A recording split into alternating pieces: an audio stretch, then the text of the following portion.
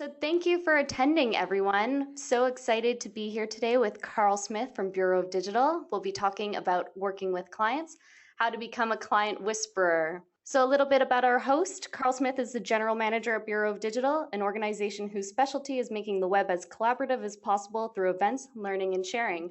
Well, thank you so much for showing up today for this. As I was telling Sarah right before we got started, I have been doing customer service, client service for the better part of 30 years. And putting 30 years into one presentation is kind of interesting.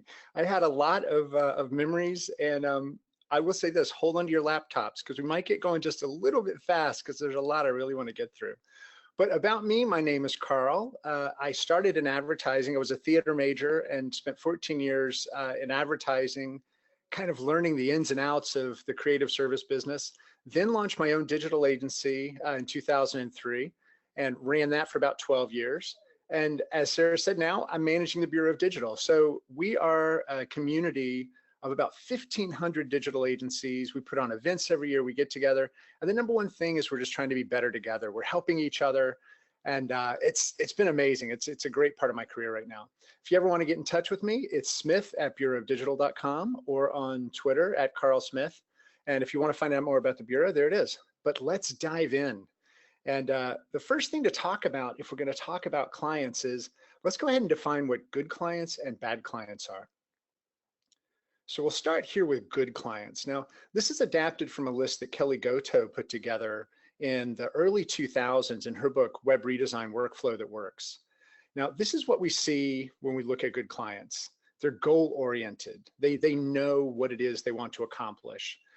They understand the discovery process and they embrace it. They understand the scope of their project, what it's going to take. They understand the environment, the process. They're eager to give approvals, right? They agree on the deliverables, schedule, the budget. They're part of the team. They don't go dark when you need them. There's not like some critical thing you need and suddenly they disappear. They make and keep good commitments, and they're always looking for the way forward. They're not looking for what happened. And this is really important because when we start to look at bad clients, we'll see they're totally different, right? They show up and it's got to get done. And you know what? If you can make this happen, it's going to be amazing for everyone. They never know exactly what they want. They know it's got to be better than their competitors. They probably have a boss, and they don't want you to meet that boss. They want to stay in charge. So they won't give you the final approval, but they're not going to let you talk to that person. Discovery process, you know what? I already know what we need to do. Can't we just skip over that? Let's just get going. They always want to handle certain aspects of the project, right?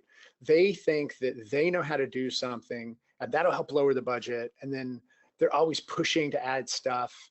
They totally go dark. Right when you need them, they disappear. And then when they do show up, they're like, why isn't everything done? They never make up their mind, it's constantly changing, and they have no clue about the process or the environment. They just don't know what it takes. But I will say, I think most clients are good. I think most clients start off, really excited, and they give us this big chunk of cash to get started. And then something happens and they turn into bad clients. So I think there's a lot of responsibility for us, and that's what I want to focus on to get started. And the first thing is just let's give them a clean slate, right? When we have a new client come in, it's important that we don't project bad things that have happened before onto this new client, because not only is it not fair to them, but it means we're going to start looking for signs that things are wrong. And then we're going to start projecting that things are wrong. And then before long, it'll be self-fulfilling. So make sure you're giving everybody a fair shake when they start. And make sure you understand yourself, right? If you have been involved, as I have, in hundreds of web projects, and the same thing goes wrong every time, there's only one person you can really point the finger at, and that's you, right? You're the one that was there every single time. So either you're part of what's causing it or you're part of what's enabling it. But it's important to understand who you are and to be able to communicate that. For me, I am best with projects that are simple, collaborative, and I love having small celebrations. When something goes right, man, I love to just tell everybody, good job. You have to know your team. Everybody on the team is going to have strengths and weaknesses. Everybody has had successes. Everybody has come from other places. People have things that they love to do. People have things that they don't like to do. So when you understand that and you can articulate to your client what it is your team is the best at and the things that they probably don't want to hire your team for, that's amazing. Clients will start to appreciate you and you'll start to build that foundation of trust where they now understand, okay, this is what they're great at. And if there's something they're not good at, they're going to tell me. One of the most important things is to understand what your common pitfalls are. Now, at my company, EngineWorks, once we hit 100 projects, we wrote a guide and we identified all of the common pitfalls that we hit. And we also had tips for avoiding them. So we would share this with clients and say, hey, here are the things that have gone wrong in previous projects. We want to put these front and center. Because if there's one thing we experienced that was so true, it's that if we communicate about problems, even before there's a chance they could happen, but we increase that awareness and we communicate about it, it's much less likely to happen. So this is huge. And for clients, we ask them, what are the common pitfalls on your side? Where do you think we're going to run into trouble? Is legal approval going to be an issue? How late are you going to be on content, right? But we address it up front. And when we do that, we set the tone for the client that this truly is a collaboration. And then know your client, right? How long have they been in this role at this company? Where were they at before? What is their current team like, right? Are people happy there? Now, that might not be the question you want to ask, but you can find out, right? I mean, just through communication, you'll understand a little bit better. How do you make sure they give you a clean slate? One of the questions we always ask is, we call it the X question. Tell us about your last digital agency. We asked that question of one client and their eyes kind of bulged out of their head and they talked for 15 minutes without taking a breath about how horrible this previous shop was that they had worked with.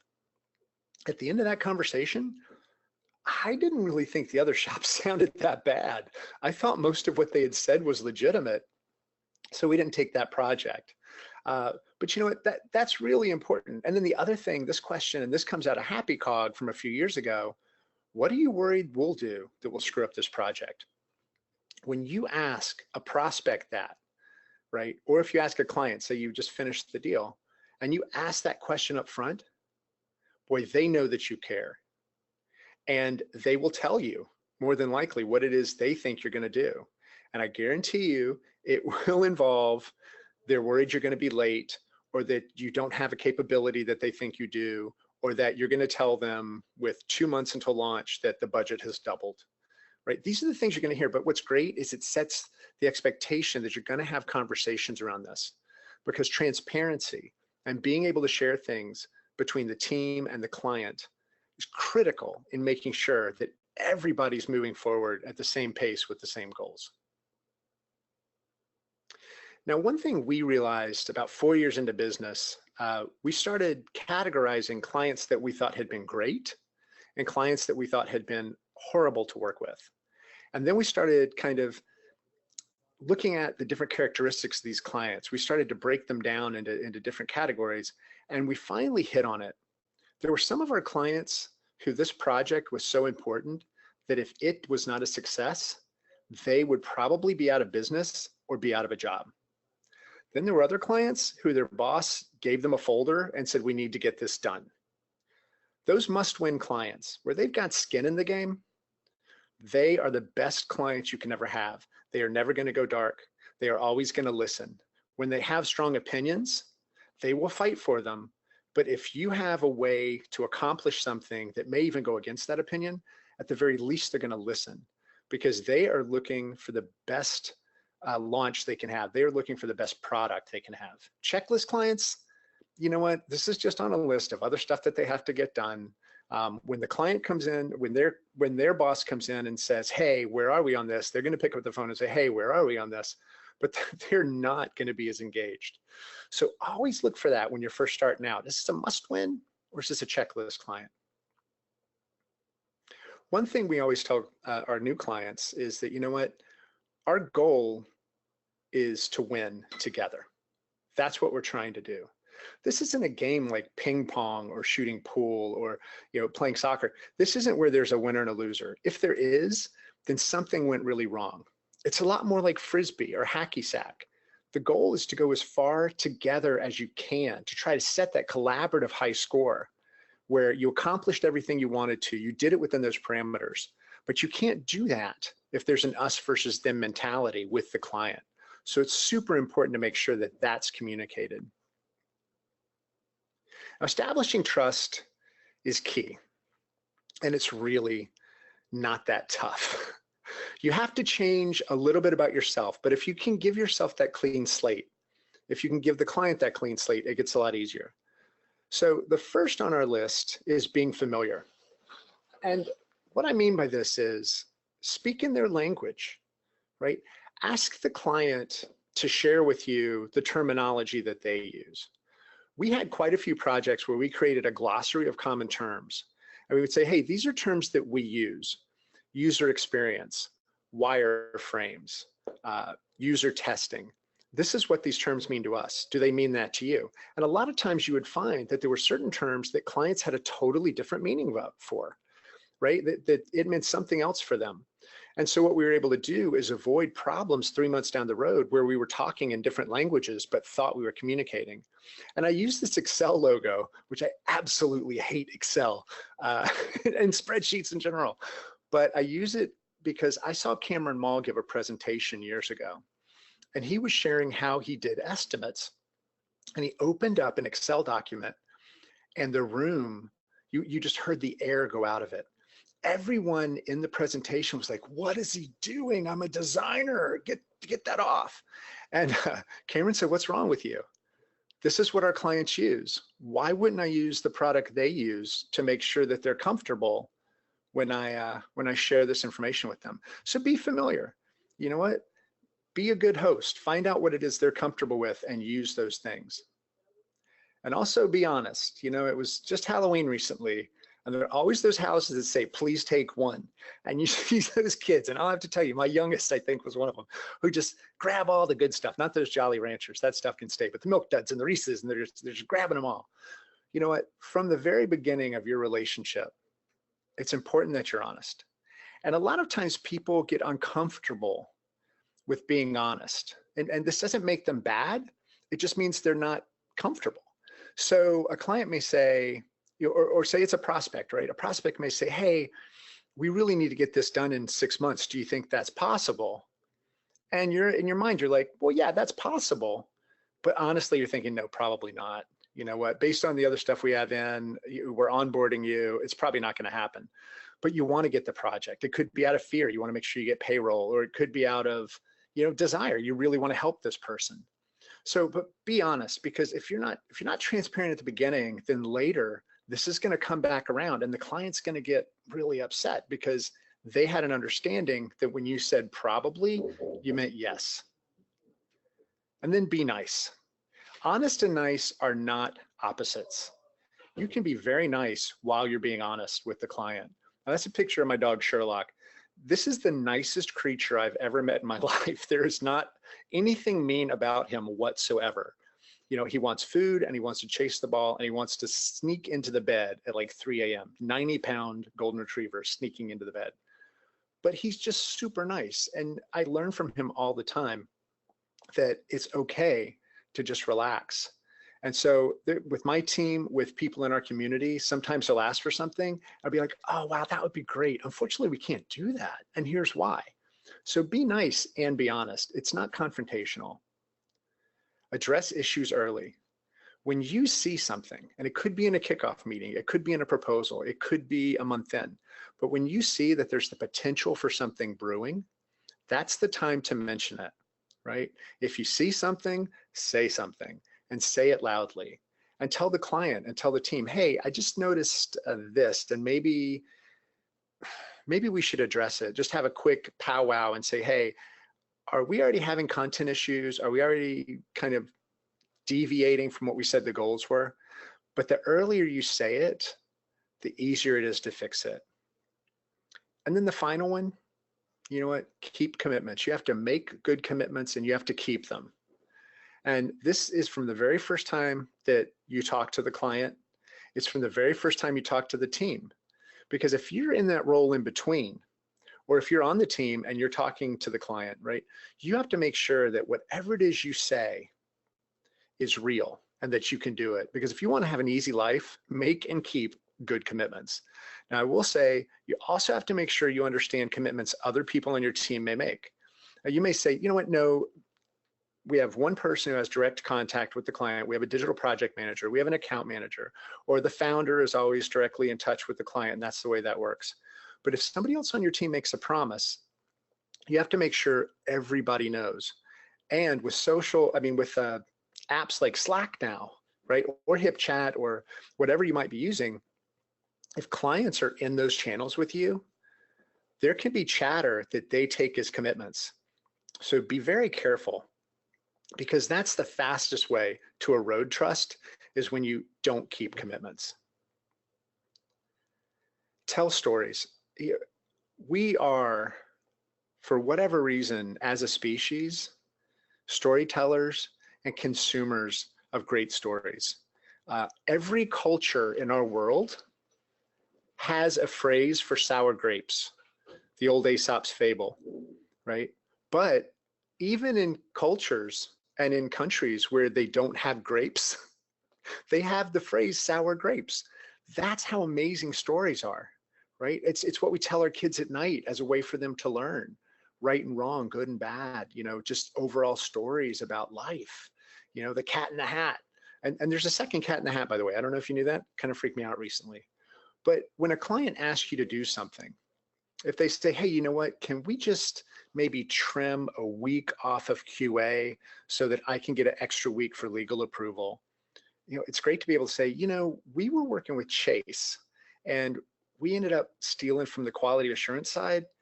And then we went to this trade show where they were demoing the new product, and we hit a lot of issues that we would have found if we didn't kill the QA side. So I just have to tell you that I'm concerned if we steal from QA, it's going to hurt. I understand that legal needs approval. Let's see if we can find another way to do it. Name dropping works too. So just make sure that you're not just pushing back or saying no. If you have a relevant story, tell it, because that client will then take it internally and say, hey, you know what? Just cautionary tale, but they said they did something like this for Chase and it blew up in their face. So it gives you more leverage. It gives you more experience and credibility.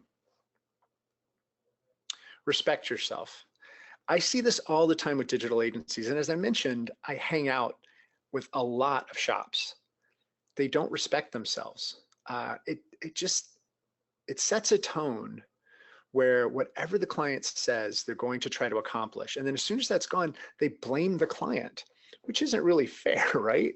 If you don't set the expectation with the client that you're going to be on a level playing field, then it's what they've come to expect. People act the way that we allow them to. If you respond to an email at 10 p.m. instead of the next day at 10 a.m., then they start to expect that that's how you're going to be.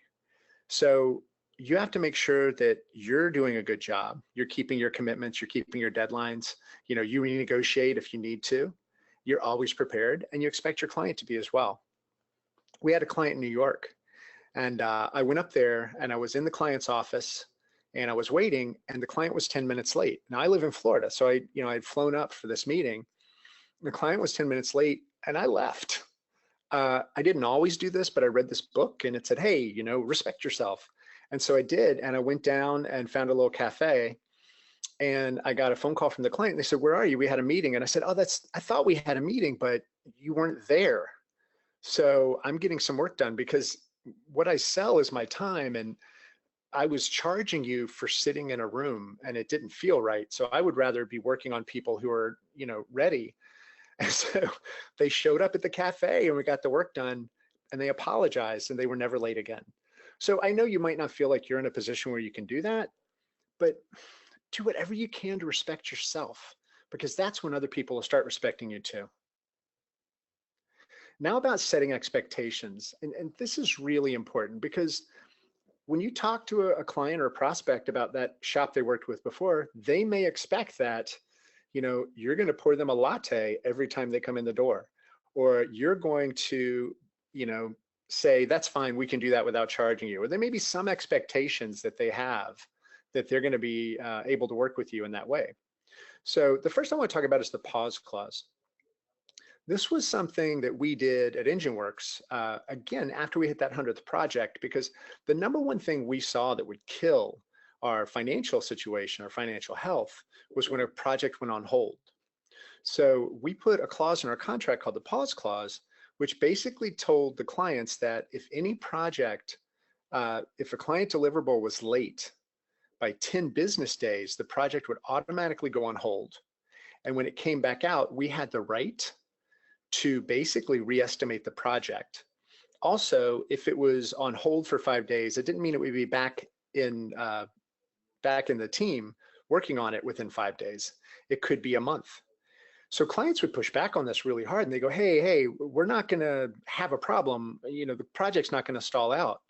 And then I always say, okay, well, great. Well, in that case, we don't have to worry about it. Let's leave it in there. You can sign it because it's not going to happen, right?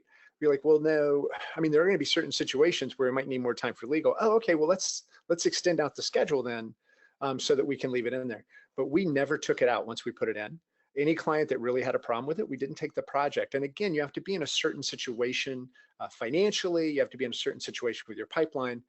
But letting clients know up front, if you go dark, it doesn't mean you can come back whenever you want. One thing we started doing with this, I watched Patch Adams, and I was like, oh, this is clever. So when I would talk about the pause clause in a meeting, I would put on a red nose, and the clients would be like, what are you doing? I'm like, in 4 months, when I send you an email about the pause clause and how the project's on hold, you're going to say, I never told you. And I'm going to say, hey, remember when I put the red nose on? And if you say no, I'm pretty sure you're lying. It's like, this is just for future, so that when you say you don't remember the pause clause, I say I put on the red nose. And believe it or not, I still had a couple that were like, I think I remember that. Is that what you were doing? Voices in the shadows. And I know this is a scary photo, but when somebody new shows up on the client team that you don't know and they suddenly have authority, that's pretty scary. So we put a clause in that said, if any new team member on the client side shows up after the kickoff, we have the right to renegotiate the entire agreement. Clients did not like this, but they made sure that if somebody's boss's boss was going to have a say in something, we actually had them at that initial meeting, and we had buy-in, and we had the ability to go and make sure we got their approval on things. Another thing we did that this happened probably in the 5th or 6th year, and this was really effective, was when we would go around the table introducing ourselves at a kickoff meeting, we would always say how many web projects we had managed. And we would always introduce ourselves first, and the clients would go last. So I'd say, hey, my name's Carl. My role in this project is I'll be keeping an eye on the high level, making sure everybody's getting their questions answered, making sure we're staying on track, all that sort of thing. And I've managed 217 web projects. And then it would go to somebody else from Engine, and they would say, my name is Lori. My job is to make sure that everything keeps moving forward. I make sure everybody has what they need to do their actual work, and I've managed 72 web projects. By the time it got to the clients, they either wouldn't say how many web projects they had done, or they would say, and I've managed 7 web projects, or, and this is my first web project. What that little thing did by just putting that out there, it let them know we were the experts on stuff for the web. We were the experts on digital products, right? They were the experts on their stuff. They were the experts on running their company and understanding their customers, but we understood web projects. And then we also would always say, these are the tips for staying on track. These are the problems we see again and again. We'd pull out the document that we had, right? That had the typical things that went wrong.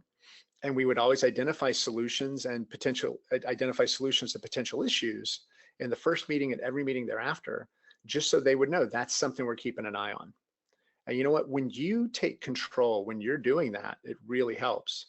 And an important part of that is making sure you have a rationale for everything that you do, which sounds like overkill, but it's really not.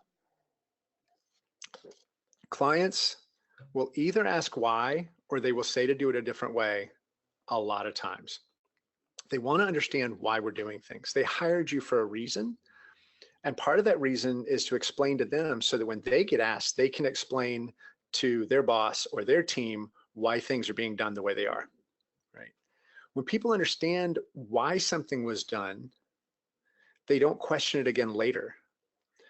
The amazing thing is sometimes you'll explain why and they'll say, well, that's not really relevant. And then suddenly you've got a new conversation and better ideas can come up. So even internally, we would have rationale presentations where the team would have to present to somebody else on the team to get approval and have pushback. And that way we were always ready for the client because we knew exactly what that experience had been, and we identified any issues with the rationale. Scope creep.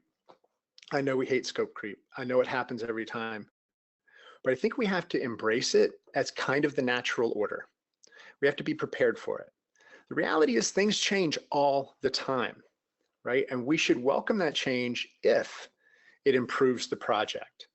Now, I used to be a lover of scope creep, of changes, because I knew that traditional printers who are printing brochures and pamphlets and stuff, they would make 70% of their profit on changes on press, right? That's where most of their money came from. The problem with digital agencies thinking that way, I found out later, is the team gets exhausted. I had a developer tell me, it feels like I'm in an Alfred Hitchcock movie and the hallway is just stretching and I can't get to the end of the project no matter how I try. The hall just keeps getting longer. So you have to be careful not to burn out your team. But when the client has new input, compare it with those directions and goals. Ask the client what those priorities are, right? Embrace what they're bringing to you. Don't just shoot it down right out of the gate.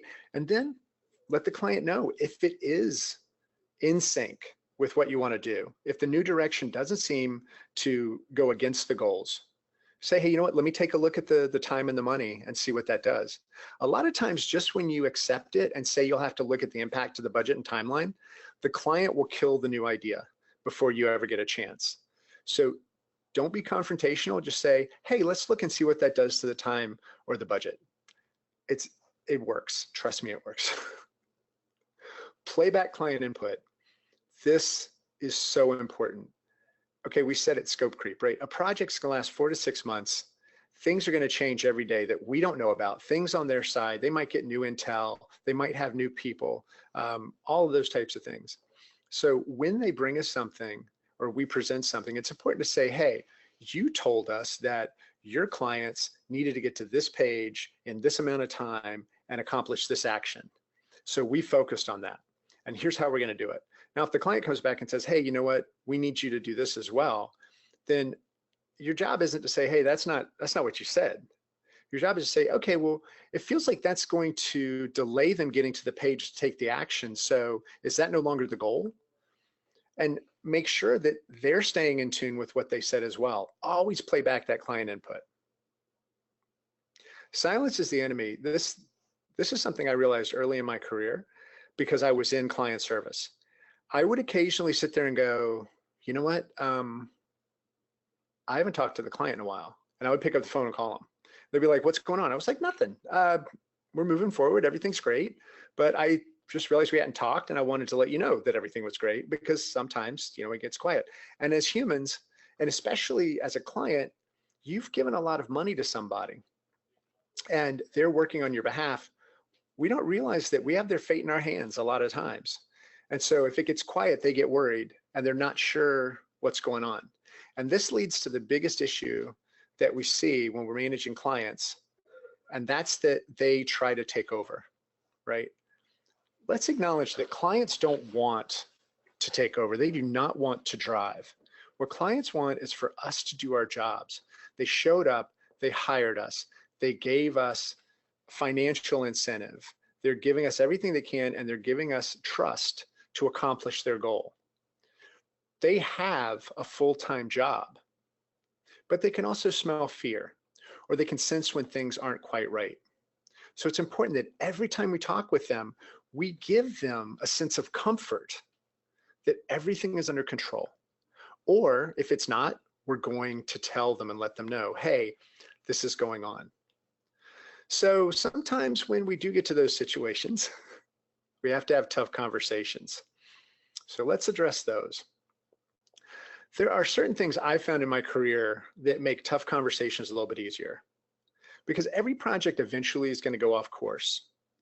And if we can address it in the right way, we can get back on course and actually strengthen the level of trust that we have versus weaken it. So first, talk with somebody you trust. You know, I love this photo because Michael Jordan, I will go against anybody about Steph Curry, but Michael Jordan, greatest basketball player of all time, but he had a coach, right? Phil Jackson was his coach. And when Michael needed support, Phil was there. When Michael needed guidance, Phil was there. You don't have to do anything by yourself. You know, talk to somebody and say, hey, I've got this problem. Rehearse, right? Think about it, say it. Think about what they might say back to you. Get ready, practice.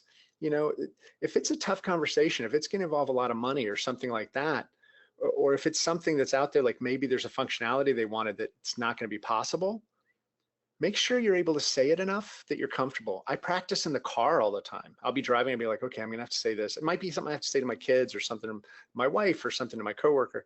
I rehearse all the time what I'm gonna say, because sometimes when you say it out loud, you realize that's not what I meant. And you get that chance to do it over without somebody being there. Always start the conversation. Always be the one to go and say, hey, can we have a conversation? Can we talk about this? Because that gives you the leverage and the ability to set the tone for how things are going to go. Be vulnerable, right? This is true in all difficult conversations. If you show up and say, hey, I just want to let you know, we've seen something going on. We want to try to address it. I've made a mistake in the past where I didn't address something like this, and I just want to make sure I do now. Because if you can show up and explain that this is about working together, and not show up and say, hey, it's going to take longer, going to cost more, and invite confrontation, that's not good. But if you can show up and express that, you know, based on other things that maybe you've done wrong in the past, or maybe it's something that you've seen or something that's happened, you know, you're going to get a much better reaction from the client. Be aware of emotions, right? This isn't about you. We all have imposter syndrome.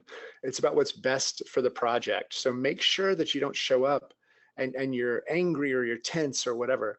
Give yourself the time you need. And if you do find that during the conversation, if it's on the phone or if it's in person and you're getting to this point where you're just not able to communicate correctly, there's nothing wrong with saying, hey, you know what?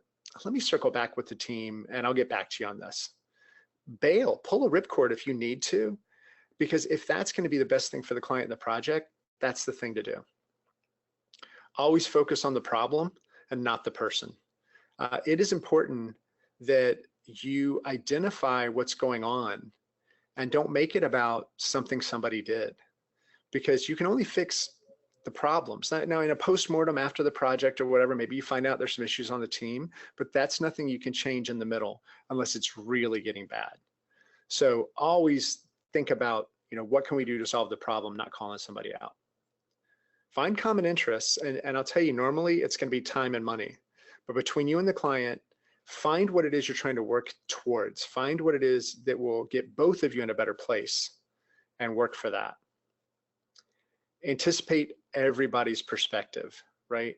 How is this going to make the team feel? How is this going to make the client feel? How is this going to make me feel? You know, and make sure that you've got that in your head when you're going into this conversation, because it's important that you have that empathy, that you're able to understand everyone's side of what's going to happen. And finally, be firm, but be fair. You know, sometimes the team is wrong. You can't punish the client for that. And sometimes the client's wrong. It's not the team's fault, right? We had a situation where the team at Engine got together, 8 people for about 4 hours to talk through this problem that turned out wasn't a problem. And I put a refund, I put a little credit on the next invoice for whatever it would have been, like $1,600. And the client called and said, what was that? And I said, you know what? We had a meeting we didn't need to have, and I didn't want to charge you for that because that's not fair. You know, when you're firm about the way you've set things up, but you're also very fair. Again, trust, which you'll hear me talk about trust all the time. It's one of those pillars of success.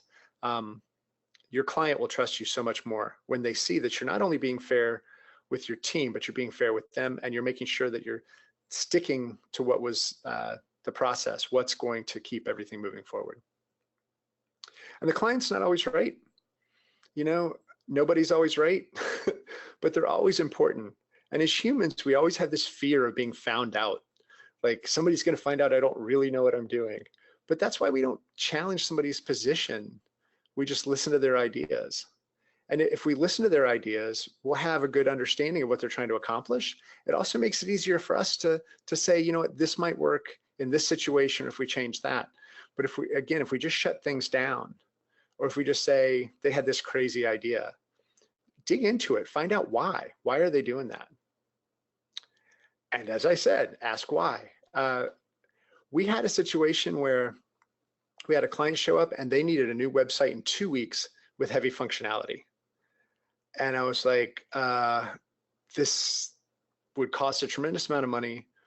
It would burn out the team, and it's not going to be a very good product. Why do we need to do this? And they said they had a board presentation and the board needed to see what they had created. I said, how much time do you have? And they said, we got about 3 minutes. I said, oh, okay. Well, I mean, this is a huge project. What if we just build a demo that will show the actual design? We can get a writer working. We can simulate the functionality. I said, oh, that would be fine. That'll work great. Thank you. So always ask why. And again, do it in a nice way and make sure you get that clarity. Don't be a buzzer beater. I was notorious for this early in my career. I always wanted to have the answer. And a client would say, hey, is it possible to get this done in 2 weeks? And I would slam that buzzer and I would say, yes, we can do it. And then everybody would hate me because it wasn't that easy. We couldn't do it. It's important to realize that there's always time, right, to ask the team. There's always time to find out. There's never time to just do things wrong and ruin the project. I mean, cliches are cliches for a reason. There's always time to do it over, right? They're cliche for a reason because they're generally true. So don't be a buzzer beater. This isn't a last second shot. You don't have to slam the buzzer and say, hey, we got this. Make sure you take the time to understand what's going on from the team's perspective. When a client sends you a message that's really urgent, but you're not prepared to answer it, don't go dark on the client, right? We call it reply now, answer later. Go ahead and reply and say, hey, thank you for this, for letting me know how you're feeling. Thank you for these ideas. I'm going to take the time to think about them. I'm going to share it with the team, and then I'll get back to you. Most people just want to know they were heard. They just want to know that somebody read the message, right? And then you have the opportunity to come back and answer them the next day or even 2 days, right? But just make sure that they know right away that you heard them, because that's super important. Otherwise, if you don't do that, it's going to start getting cranky.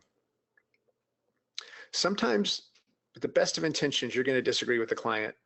And I always feel that that's an opportunity to test whatever the situation might be, right? We used to do simple page testing, just print out a page, go to a coffee shop, ask people, what would you do? Where would you go to do this? Or what does this mean? And then we would go back and tell the client, hey, this is what we heard. And you'd be surprised how often the client was right, how often we were wrong. You're starting to think, Engine, they weren't a very good shop, and they're not around anymore. I understand why. But we really were pretty good.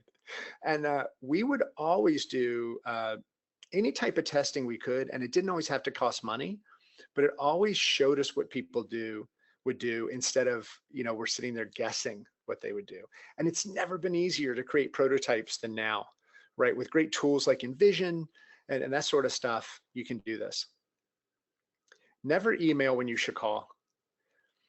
If you are struggling over an email to send to somebody, or you send it to somebody else and say, hey, would you read this for me? I just want to see how it sounds. Does this sound okay? You know what? You should never send that email, because email is the wrong format.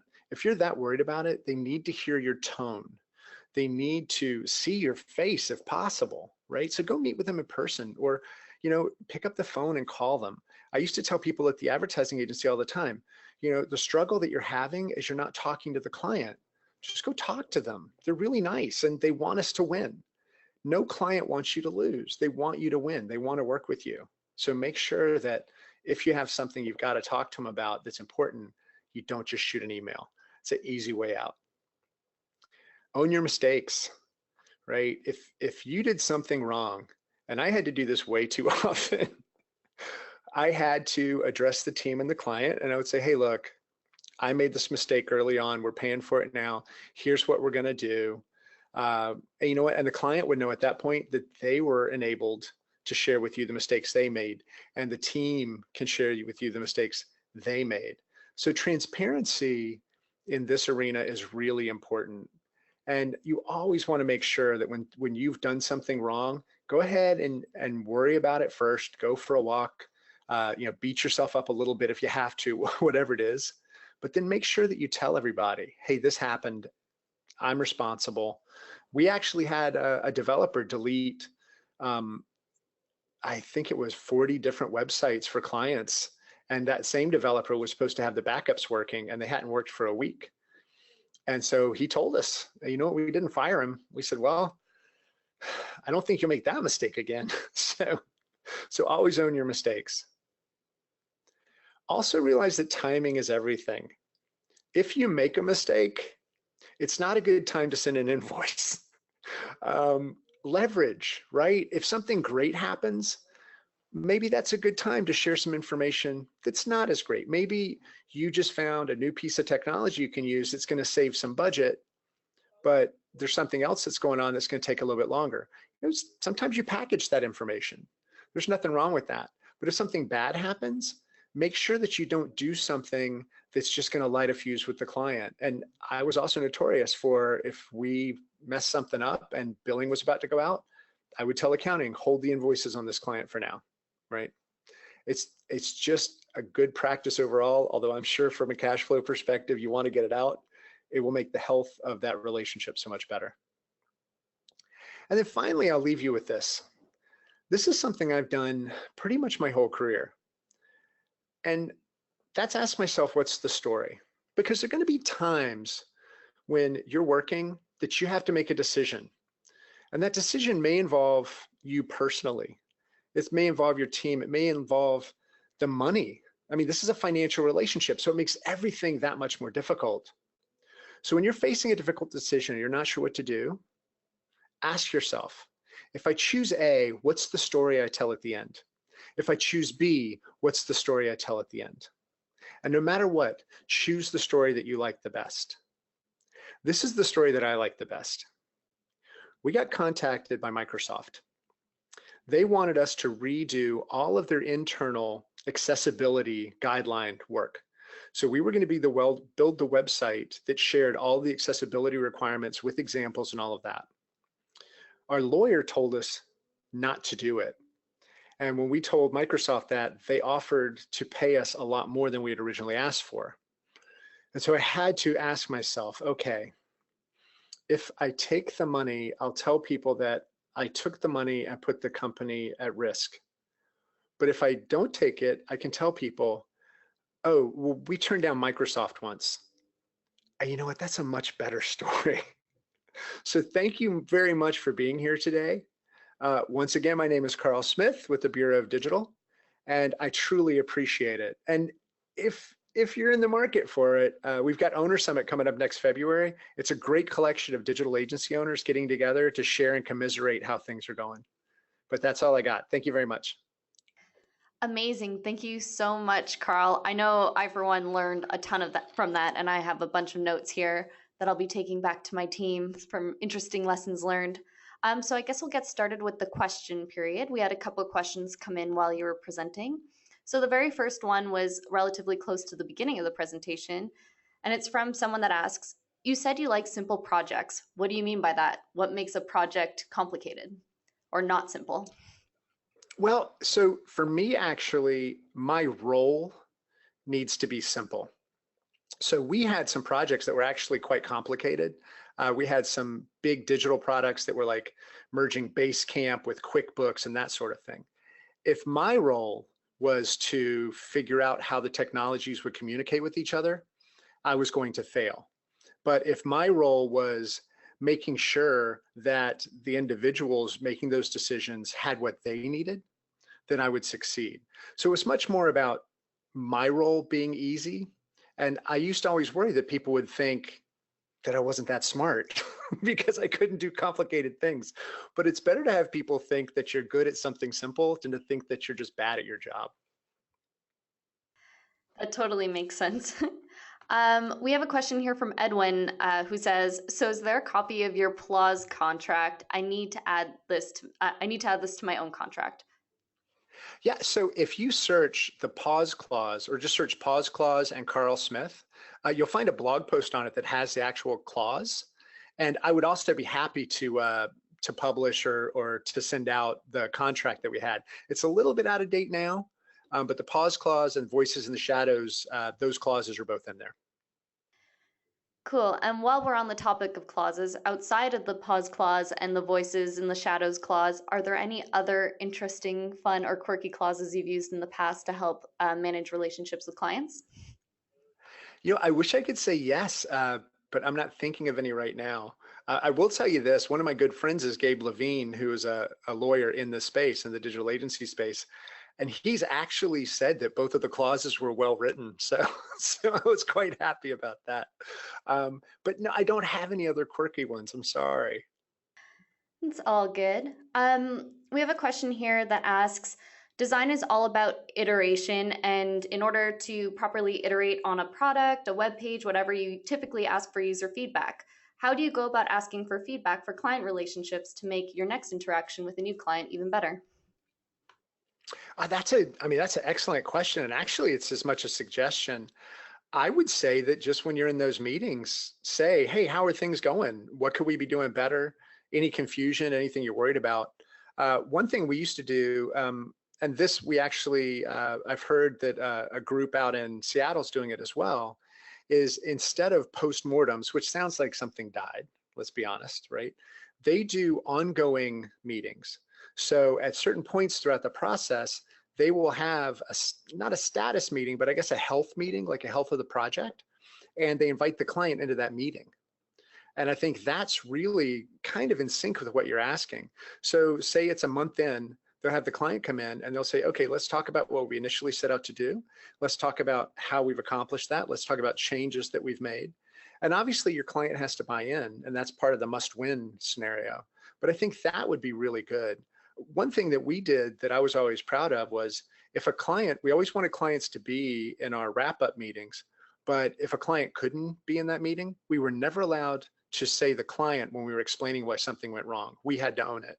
So say that something was delayed 3 weeks, we couldn't say, well, the client didn't get us that. We had to say, well, I wasn't able to get us what we needed.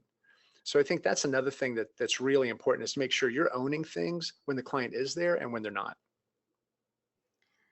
That's a really important lesson, yeah, and I'm sure a lot of people will agree when it comes to maintaining the relationships with their clients. We have a question here from Amila, and she asks, what platform would you recommend for client management? We currently use FreshBooks. Do you have any other good stuff?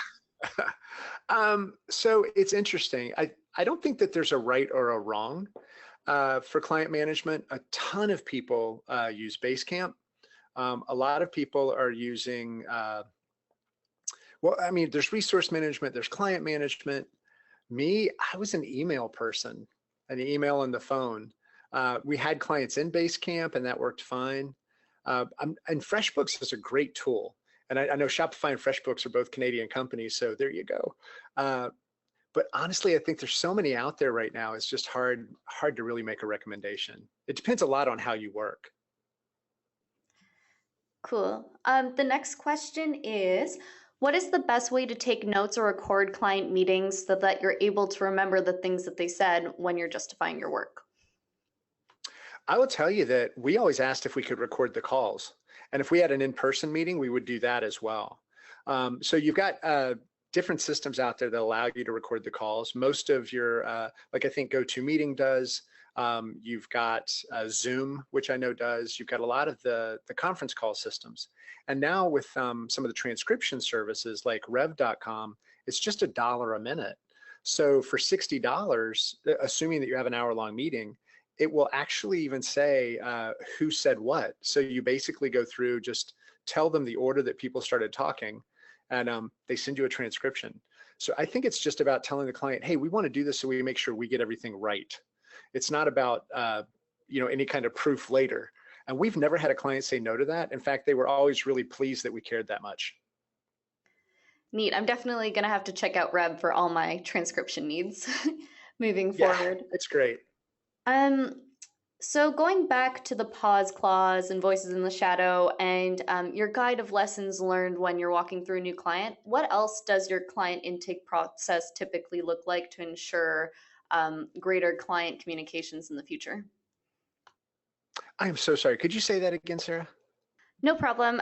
Basically, the TLDR was outside of your guide of lessons learned that you've collaborated from your other projects and those clauses that you have in the contract. What are other steps of your client intake process to ensure everything onboarding is smooth? Yeah, so we would always want to find out other stuff about the client that wasn't necessarily work related. And I did mention we always like to know what their work history was, like where they worked before, because that would tell us a lot about who they were, what they had done. A lot of the stuff we did, LinkedIn wasn't that popular, so it wasn't easy to just pop on and see what was going on. We totally can do that now. But we would also find out like what kind of music they like, what kind of books do they read, what kind of movies do they like to go see. And they would come in the office and we would be playing music that we knew they liked. So it was a little bit of a cheat, but it kind of, and it was, and occasionally the clients would say, hey, did you play that because I said I liked it? And we'd say, yeah. But a lot of times they would just be really happy that, it was kind of setting that environment for them. So I think that's really important. Make sure you set the environment. The other thing is we would always set up saved Google searches. So if anything came up about the client or the individual or somebody on the team, we would know about it. And it was great to be able to say, hey, congratulations, I saw y'all just closed this deal with so-and-so. Or, hey, that's really great, you got published in this magazine. So it was always nice for them to know that we were paying attention beyond trying to get a check. And that can start at the very beginning as well. The other thing I would say is we were very careful not to just take every project that came in. We had a model, it's a whole nother conversation, called the jellyfish model, where clients eventually would pitch us. And we would get to this point and then we would say, okay, well, we need you to explain to us why we're the best team for you.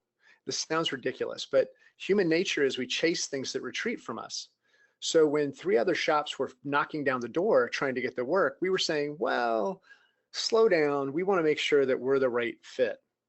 And a lot of times on these early calls, we would have what we would call the chemistry call. The chemistry call was just a call between the team we thought would work on it and the client.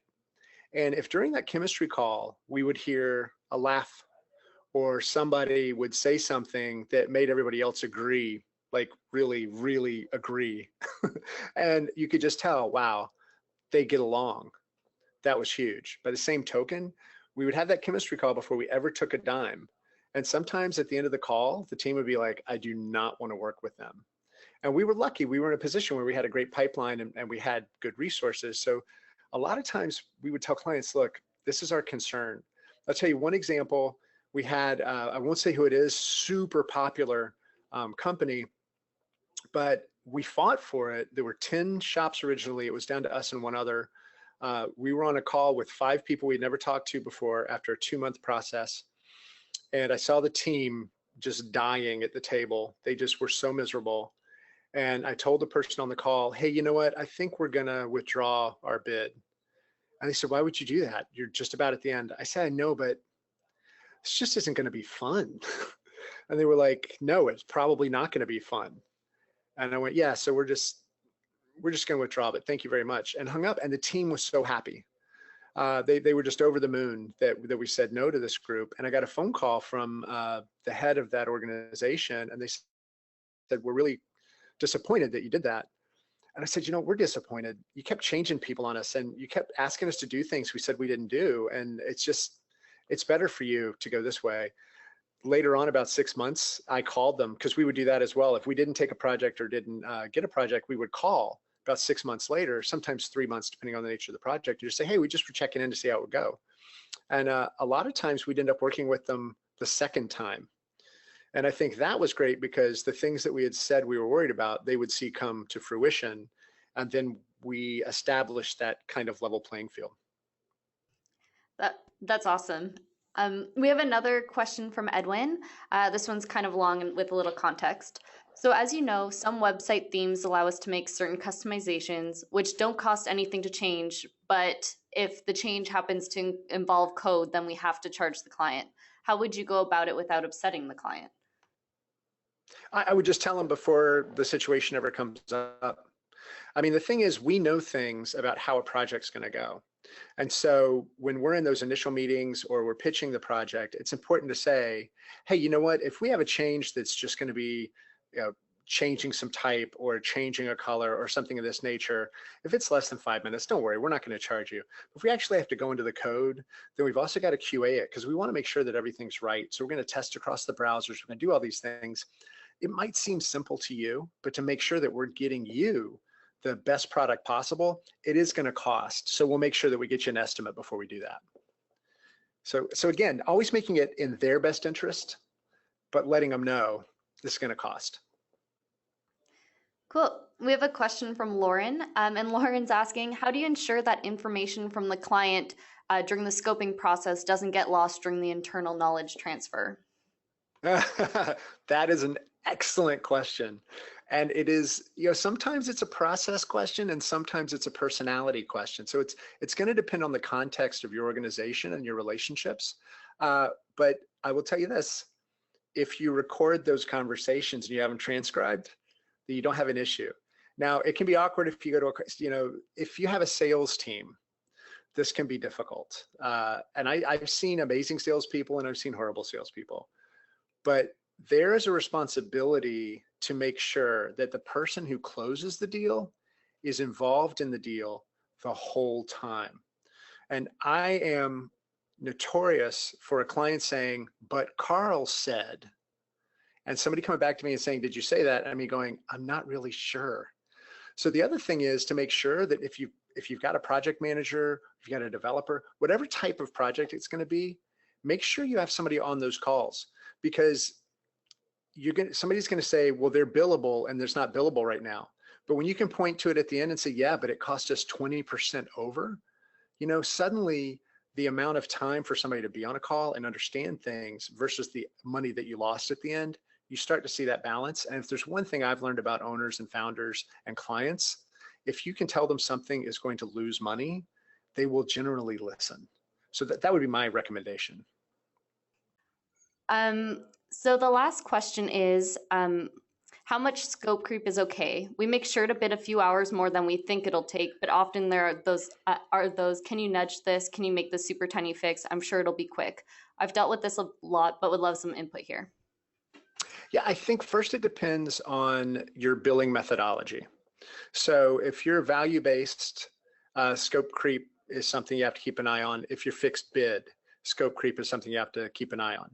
And one of the things I would say is there have been different methodologies for this. One is where I think it's called contract killers, and it might have been Andy Budd who put this out there. But basically, you have all of the functionality. The client's allowed to rearrange the functionality, but they know that when the budget's gone, it will only go as far down as you had time for. So I think there are ways that clients can be kept informed and feel empowered. But if your time and materials, the challenge is not so much the money as it is the team. Because if scope creep starts to burn out the team, then you've got a bigger problem in that the quality of your project is not going to be good. And that's another thing you can take back to the client. Phase 2, something people always lean on.